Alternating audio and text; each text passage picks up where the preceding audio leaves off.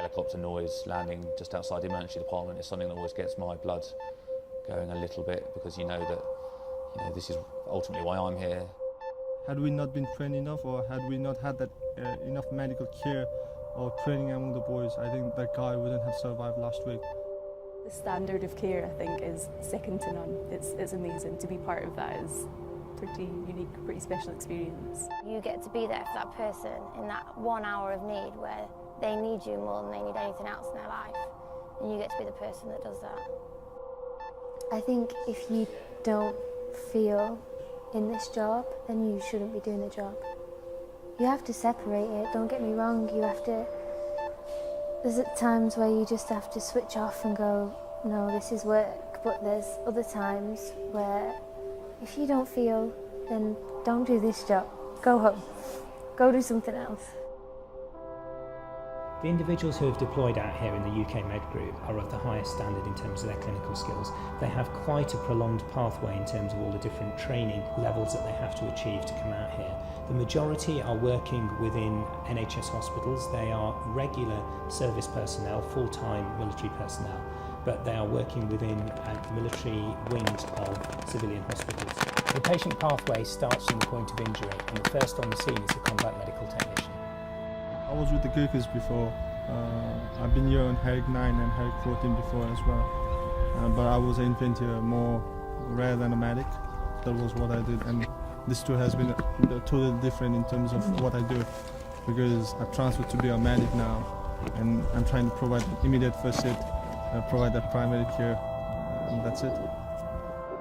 Speed is of the essence in trauma care, and the medical emergency response team take the patient back to the Royal 3 Hospital on the back of a helicopter as soon as possible.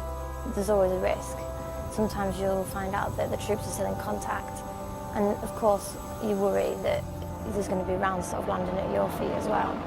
But we have the Apache support, we've got the FP guys on the back, we've got the guns on the side of our aircraft, and we've got the ground call sign as well.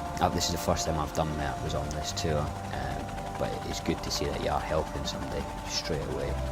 Whenever the MERT go out to land to pick up a casualty or anything like that, we'll push out and we'll provide the force protection so that paramedics can get off the cab and collect the patients properly so the aircraft's secured whilst they're doing it.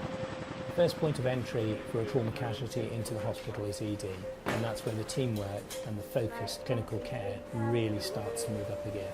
Do not mess up and do not faint. They're my two big things that I'm thinking when somebody comes in. And you just have to stay focused. Luckily, the team just so calm and collected. It's like a machine. Everything just slots together. Every procedure, everybody knows exactly what they're doing in the team. It's brilliant. It's like art. That's what it's like artwork. I kind of told myself I didn't have a choice. I told myself that I'd been deployed and so that was my job and I had to go and do it.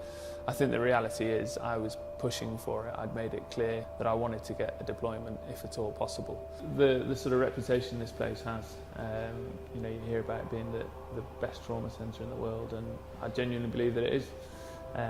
The care that's delivered here is as good as it gets in terms of trauma.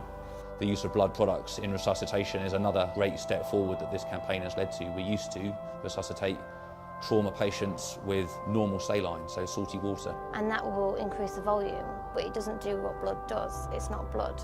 Only blood can replace blood. If the patient requires any blood, then we give them group specific to make sure they get the right treatment and the right blood. We have blood out here from the UK donors. When we have a crisis or a huge trauma call and we don't have enough blood units left, those serving personnel on Bastion will come forward and they'll give their blood for somebody else who's been an injured soldier to have that blood. And it's just saved so many lives out here. And from seeing it 7 years ago in Iraq to how it's evolved to what it is now, it's unbelievable. This hospital is closing. Bastion, one of the best trauma hospitals in the world for the past 10 years, is shutting, closing, gone. We'll be remediating all the equipment, taking it back to the UK for other contingent operations, and obviously redeploying all the personnel, which will be retasked onto other tasks. I'm incredibly proud to be in command of the UK Medical Group in this, what is the final chapter. It is a huge privilege. I have an incredible team out here with me. We as a whole feel it's a real privilege to be here as part of what has been a very successful story in terms of the medical care provided to our individuals through this facility and across all of our different facilities in Afghanistan. Morale's pretty high, so we laugh quite a lot. So although it is, obviously it's in a kind of combat area, morale's high, and yeah, the sound of people laughing and just general high spirit. Working together, as a group of individuals, you gel as a team and you make friendships when you're on tour that last a long time. You can't carry everything around with you, what happens out here with the patients. You can't carry that when you go home because the weight of it's just too heavy. You have to be able to put work to one side and carry on. I like to think that what I can take away from it is a feeling that I've been doing a good thing.